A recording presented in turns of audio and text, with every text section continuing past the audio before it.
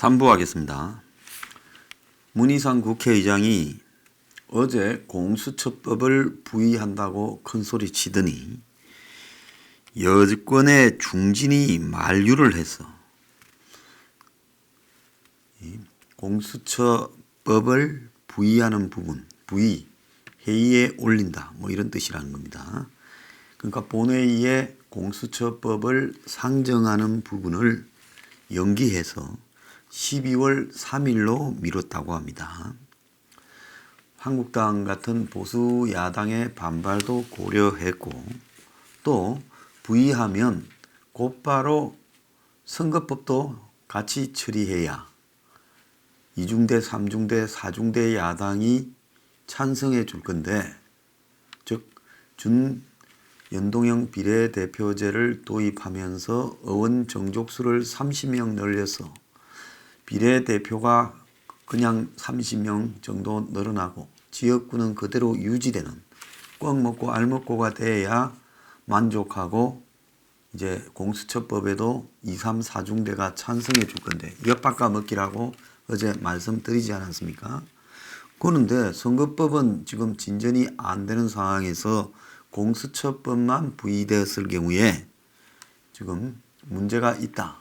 그래서 비슷하게 가기 위해 11월 한 달 동안 군부를 떼고 선거법에 대해서 의원 정수 늘리는 부분이 합의되고 그래서 연동형 비례대표제에 대한 이 확신 그런 것과 공수처법을 같이 처리하려고 지금 하고 있을 거라 이렇게 봅니다.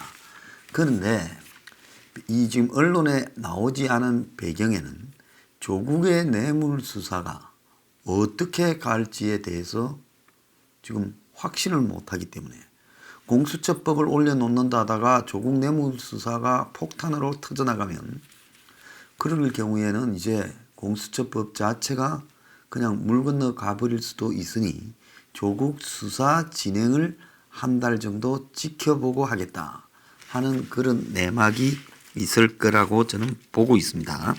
지금 의원수 늘리기는 좌우 진영 할 것 없이 별로 평이 좀 안 좋은 부분이 있습니다. 그래서 이게 국민적 동의가 대략 이렇게 되고 난 이후에야 가능할 건데 그러지 않고 의원수를 늘리겠다 하면 국민의 비판이 심해질까봐 지금 민주당의 이인영 원내대표도 겁을 먹고 의원 숫자 늘리지 않고 선거제 개혁하기로 약속했다 이렇게 말을 하고 그리고 이제 뒤로 정의당이나 바른미래당을 시켜가지고 이 이야기를 주로 거론하고 있고 민주당 내부에서도 이 말이 좀 나오고 있습니다. 의원 1인당 인구로 보면 한국이 17만 명당 의원 1명 정도로 OECD 평균 9만 7천보다는 많은 형편입니다만은 제가 국회의원 1명 늘어나면 한 7억 정도 더 들어갈 거라고 어림잡아 봤는데 실제로 1인당 국회의원 1인당 들어가는 평균 세금이 7억 3,205만 원 정도 나온다 이렇게 이야기를 하고 있다는 겁니다. 보좌진 급여가 4억 8천, 의원 급여가 1억 400, 활동비가 4,700, 의원실 지원 경비가 한 1억 이런 식으로 해서 의원이 하나 늘어나면 7억 3천만 원의 돈이 더 드는데 그러면 당장 이것만 늘어나냐? 이것 이외에도 자 의원실도 30개가 더 늘어나야 되고 그래서 임기 4년을 합치게 되면 결국은 의원 1명 늘어나는 동안에 총 한 700억 정도가 더 들어간다. 이런 이야기가 있습니다. 자, 그뿐만 아니라 지금 의원들이 중앙행정부에 요구하는 자료, 필요하든 필요하지 않든 굉장히 많이 지금 요구해서 그 민원이 지금 보통이 아닌데 30명이 더 늘어나면 국민이 받는 입법 서비스가 10% 증가하겠습니까? 그러지는 않지만은 의원 상징명으로 인해 이런 아까 말한 경제적 비용도 700억이 늘어나지만 정치 사회적 비용도 더 늘어난다는 겁니다. 지금 국민의 여론을 고려할 때 의원 정수를 늘리는 부분에 대한 찬성이 저는 국민들 중에 제정신인 사람은 없을 거다 이렇게 보고 있습니다. 자, 그런데 문제는 지금 의원 정수를 늘리는 부분은 국민의 저항에 부딪혀 있는데요. 공수처 가지고 여론조사를 하는 부분에는 지금 문제가 좀 있습니다. 자, 물론 어떤 사안을 가지고 이 여론조사를 하는 힘이 있는 쪽이 자기들이 어떤 의지를 가지고 물으면 누가 개입해 적극적인 반대 여론을 조성하지 않으면 대량 묻는 쪽의 의도대로 흘러갈 수밖에 없습니다. 그거는 질문 문항도 그렇고 여론조사 회사에 대한 통제력 또 더 나아가서 여론조사 방법 등에서 묻는 대로 답이 나올 수밖에 없게 만드는 측면이 있습니다. 그리고 샘플 자체도 믿기가 어렵죠. 그런데 지금 공수처와 관련해서 리얼미터 여론조사를 보면 찬성이 61.5, 반대가 33.7입니다. 물론 전체적으로 봤을 때 좌파 진영에서는 공수처 찬성이 월등하게 높습니다. 자, 진보층이라는 데서는 87.2가 찬성, 반대가 10.3, 중도에서는 58.2가 찬성, 반대가 38.1, 민주당 지지층에서는 96.1이 찬성, 반대가 3.1, 정의당 지지층에서는 92.2가 찬성, 반대 3.7입니다. 그런데 보수층에서는 찬성이 27.1이나 되고 반대가 68.5밖에 안 되고 한국당 지지층에서는 찬성이 22.3, 반대가 68.5밖에 안 됩니다.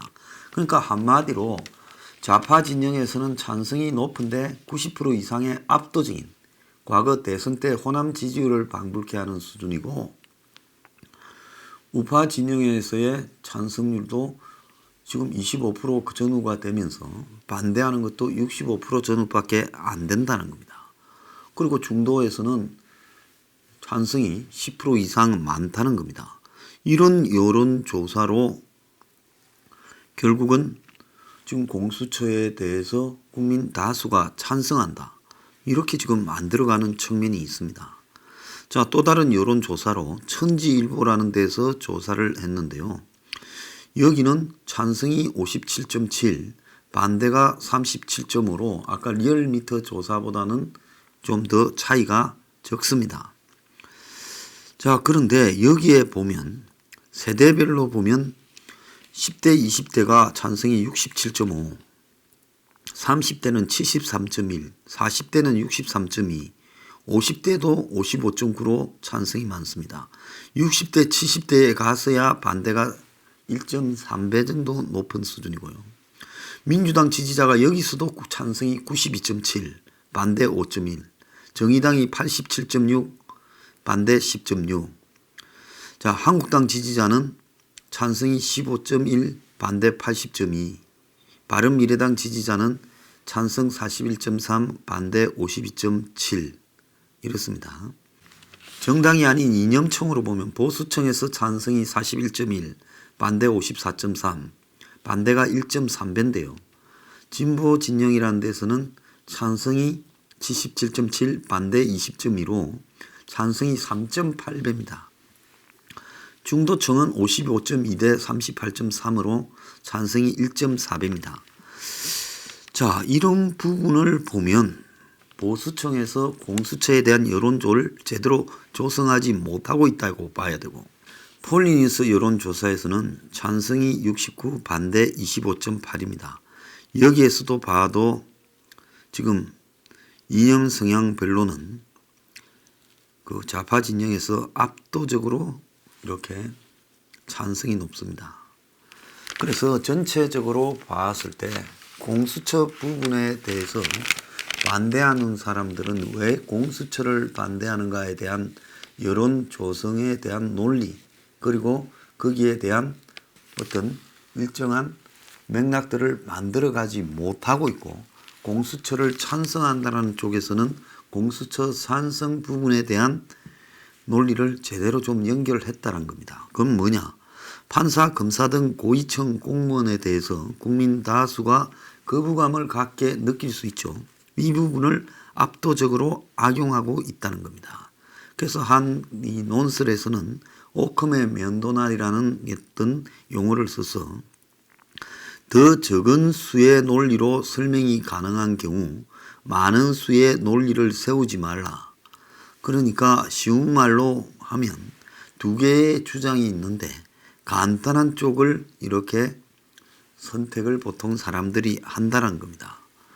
공수처를 미는 정부 여당의 설명과 사법부 검찰을 무력화하는 정권의 보입을 하는 비판 가운데 어느 쪽이 더 단순하냐라는 겁니다. 공수처 내용을 잘 모르는 상태에서 고위공직자 범죄 수사를 전담하는 기관을 설치하는 데 동의하냐 하면 다 동의한다 하겠죠.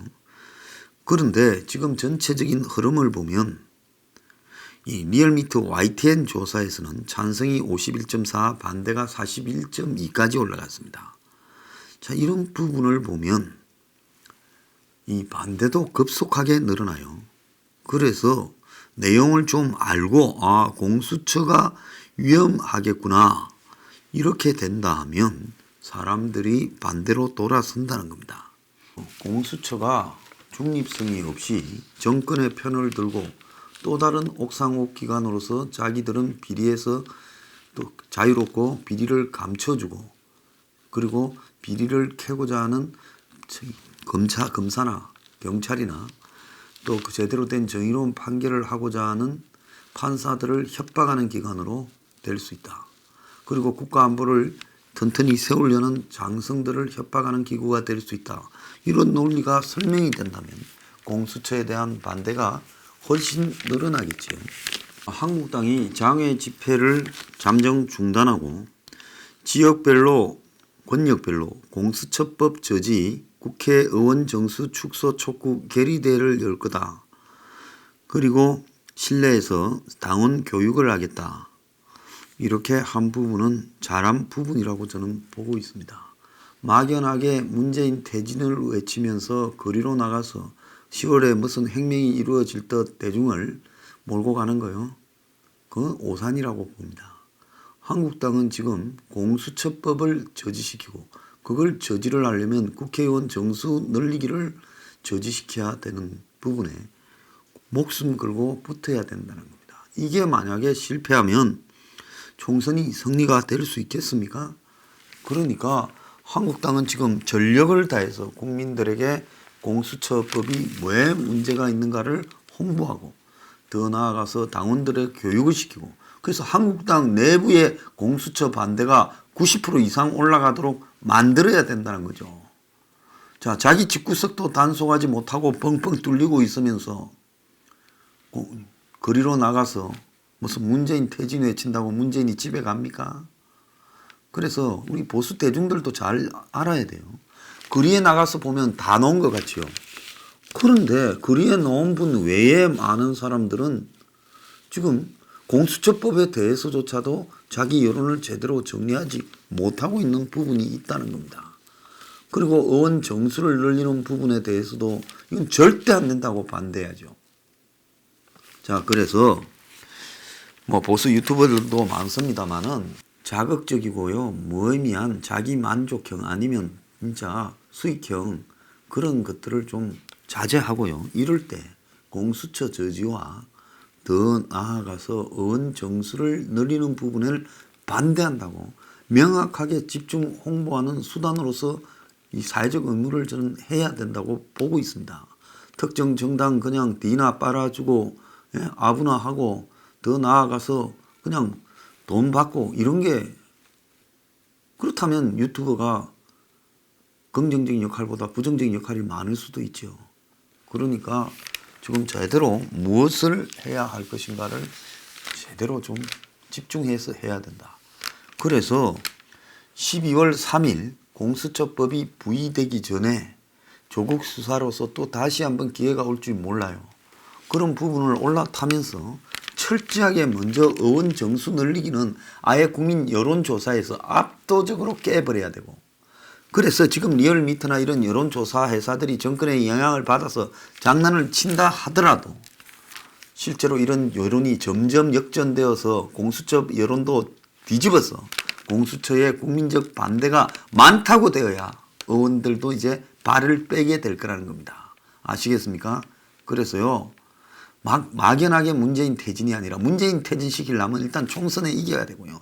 총선에 이기려면 공수처법부터 저지해야 되고 국회의원 정수 늘리는 것부터 날려서 연동형 비례대표제를 날려버려야 되는 겁니다. 이 두 가지가 전제되지 않고요. 벌써 뭐 누구 미루만 주면 될 줄 알아요? 자, 이 두 가지에 집중할 필요가 있다는 겁니다.